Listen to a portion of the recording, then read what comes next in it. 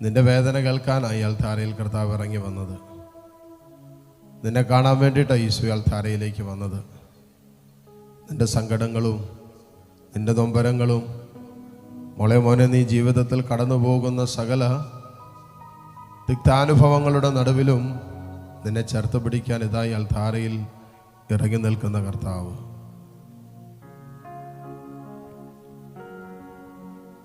ഉത്തരം കിട്ടാതെ നിൽക്കുന്ന ജീവിതത്തിന്റെ പല പ്രശ്നങ്ങളുടെയും പ്രതിസന്ധികളുടെയും നടുവിലല്ലേ നീ?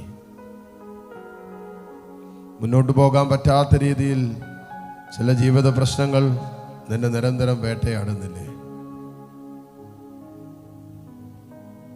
മറ്റുള്ളവരുടെ കുത്തുവാക്കുകളും പരിഹാസങ്ങളും ഒറ്റപ്പെടുത്തുന്ന തിരസ്കരിക്കുന്ന അനുഭവങ്ങളൊക്കെ നിന്നെ വല്ലാതെ മുറിപ്പെടുത്തുന്നില്ലേ?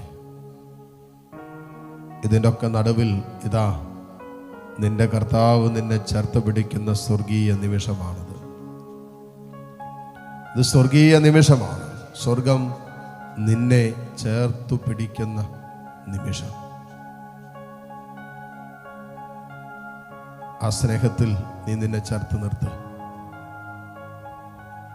ഈ സ്നേഹത്തിൽ നിന്നും കുതറിയോടാതെ ആ സ്നേഹത്തിൽ നീ ചേർന്ന് നിൽക്ക്. കർത്താവിന്റെ സ്നേഹത്തിൽ എത്ര കണ്ട് കർത്താവ് നമ്മെ ചേർത്ത് നിർത്താൻ ആഗ്രഹിക്കുന്നുവോ അതിലധികമായി നമ്മൾ ആ സ്നേഹത്തിൽ നിന്നും കുതറിയോടിക്കൊണ്ടിരിക്കുകയല്ലേ? ഇതാ തൻ്റെ സ്നേഹത്തിൽ നമ്മെ ചേർത്ത് പിടിക്കുന്ന കർത്താവ് അൽത്താരയിൽ.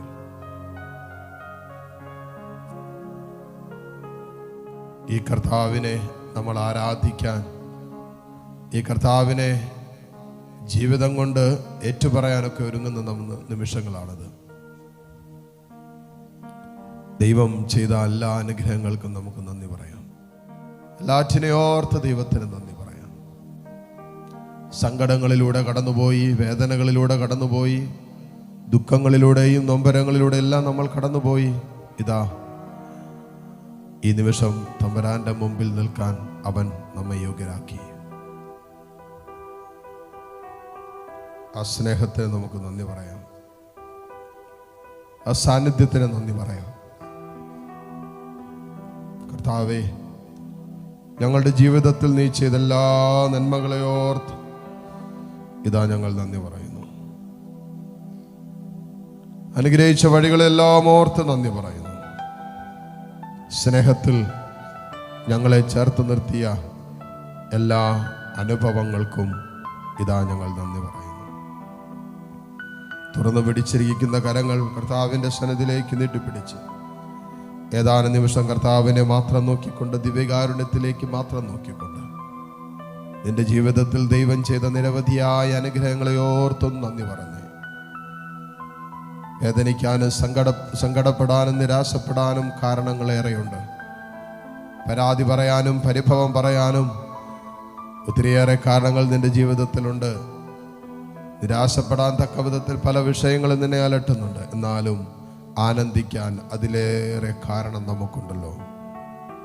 ആനന്ദിക്കാൻ അതിലേറെ കാരണം നമുക്കുണ്ടല്ലോ. സങ്കടപ്പെടാൻ ഏതാനും കാരണങ്ങളുണ്ടെങ്കിൽ ആനന്ദിക്കാൻ അതിലേറെ കാരണങ്ങളുള്ളവരല്ലേ നമ്മൾ. എൻ്റെ കർത്താവ് എനിക്ക് വേണ്ടി അവൻ്റെ അവസാനത്തുള്ള രക്തവും നൽകി എന്നുള്ളത് മോനെ നിന്റെ നിത്യസന്തോഷത്തിൻ്റെ കാരണമല്ലേ? എനിക്ക് വേണ്ടി കാൽവരിയിൽ പിടഞ്ഞു മരിച്ചൊരു കർത്താവിൻ്റെ സ്നേഹമുണ്ടെന്ന് തിരിച്ചറിയുന്നത് എൻ്റെ സ്നേഹത്തിൻ്റെ കാരണമല്ലേ? ആരെല്ലാം എന്നെ തള്ളിക്കളഞ്ഞാലും, ആരെല്ലാം എന്നെ ഉപേക്ഷിച്ചാലും, എന്നെ ഉപേക്ഷിക്കാത്തൊരു ദൈവമുണ്ടെന്നുള്ളത് എൻ്റെ സന്തോഷത്തിൻ്റെയും സ്നേഹത്തിൻ്റെയും സമാധാനത്തിൻ്റെയും കാരണമല്ലേ?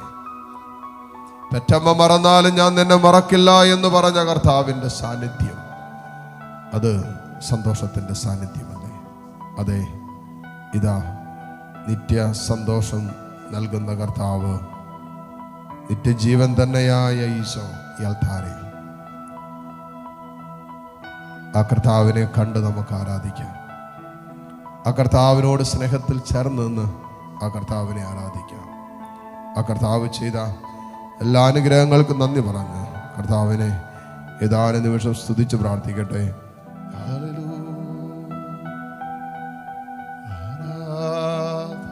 ആരാധന ആരാധന ആരാധന ആരാധന ആരാധന ആരാധന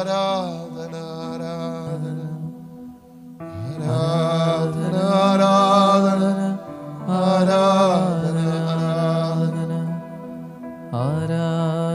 ആരാധന ആരാധന ആരാധന ആരാധന ആരാധന ആരാധന ആരാധന ആരാധന ആരാധന ആരാധന ആരാധന ആത്മാവിലായിരം മുറിവുണങ്ങിയിടും ആത്മീയ നിമിഷമീ ആരാധന. ഈശോയെ, മക്കളെ, കർത്താവിനോട് ചേർന്ന് കർത്താവിന്റെ സാന്നിധ്യത്തിലിരുന്ന് ആത്മാവ് നിങ്ങളെങ്ങനെ പ്രേരിപ്പിക്കുന്നുവോ അതുപോലെ ദൈവത്തെ ആരാധിച്ചു കൊള്ളുക. ഹല്ലേലൂയ പറഞ്ഞോ, ആരാധന പറഞ്ഞോ. നീ നിന്റെ കർത്താവ് മാത്രമല്ലേ ഉള്ളൂ. നിന്നെ കാണുന്ന ഈശോയുടെ മുമ്പിലല്ലേ നീ ഇരിക്കുന്നത്. ഹൃദയം തുറന്നിട് കർത്താവിൻ്റെ മുമ്പിൽ. കർത്താവ് പ്രവേശിക്കട്ടെ. സക്കേവൂസ് തൻ്റെ ഭവനത്തെ തുറന്നു കൊടുത്തപ്പോൾ അവൻ്റെ ഭവനത്തിലേക്ക് കർത്താവ് പ്രവേശിച്ചില്ലേ? മോനെ, മോളെ, നിന്റെ ഹൃദയം, നിന്റെ ജീവിതമൊക്കെ, കുടുംബമൊക്കെ കർത്താവിന് മുമ്പിൽ ഒന്ന് തുറന്നിട്ടെ. നിന്റെ കർത്താവ് നിന്റെ കുടുംബത്തിലേക്ക് ഇറങ്ങി വരട്ടെ.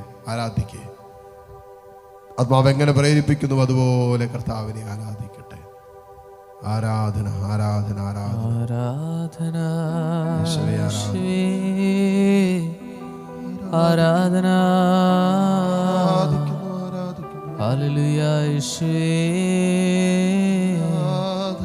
ആരാധന ഹല്ലേലൂയ ഹല്ലേലൂയ ഹല്ലേലൂയ യേശുവേ ആരാധന ആരാധന യേശുവേ ആരാധന ആരാധന ആരാധന ആരാധന യേശുവേ ആരാധന ഈശോയെ ആരാധന ആരാധന ആരാധന ആരാധന ആരാധന യേശുവേ അങ്ങേക്ക് ആരാധന. ഹല്ലേലൂയ. നിന്റെ നാമത്തിന് ആരാധന, നിന്റെ സാന്നിധ്യത്തിന് ആരാധന, നിന്റെ സ്നേഹത്തിന് ആരാധന, നിന്റെ സാന്നിധ്യത്തിന് ആരാധന. ആരാധന ആരാധന യേശുവേ ആരാധന ആരാധന ആരാധന ആരാധന.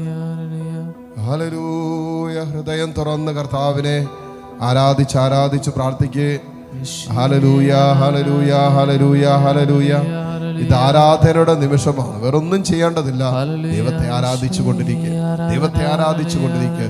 സകല കെട്ട് വഴിയും ദൈവത്തെ ആരാധിക്കുമ്പോൾ, ദൈവത്തെ സ്തുതിക്കുമ്പോൾ സകല ബന്ധനങ്ങൾ വഴിയും ദൈവത്തെ ആരാധിക്കുമ്പോൾ സകല പ്രശ്നങ്ങൾക്കും പരിഹാരമുണ്ട്. ഉണ്ട്. ആത്മാവ് പ്രേരണ തരുന്നത് പോലെ ഈശോയെ ആരാധിച്ചു കൊണ്ടിരിക്കുക. Hallelujah hallelujah hallelujah hallelujah hallelujah യേശുവേ ആരാധന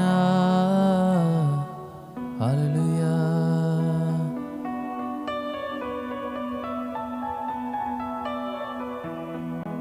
മുട്ടുകുത്താൻ സാധിക്കുമെങ്കിൽ ഈ നിമിഷം മുട്ടുമേലായിരിക്കുക. മുട്ടുകുത്തി പ്രാർത്ഥിക്കാൻ പറ്റുമെങ്കിൽ ഈ നിമിഷം മുട്ടുമേലായിരിക്കുക. ദിവ്യകാരുണ്യ ഈശോയുടെ ആശീർവാദം സ്വീകരിക്കാൻ ഒരുങ്ങുന്ന സമയമാണ്. മുട്ടുമേലായിരിക്കാം. താഴ്ന്ന സ്വരത്തിൽ കർത്താവിനെ സ്തുതിച്ച് പ്രാർത്ഥിച്ചുകൊണ്ട് ദിവ്യകാരുണ്യ ഈശോയുടെ ആശീർവാദം നമുക്കിപ്പോൾ സ്വീകരിക്കാം. Hallelujah hallelujah hallelujah. യേശുവേ ആരാധന യേശുവേ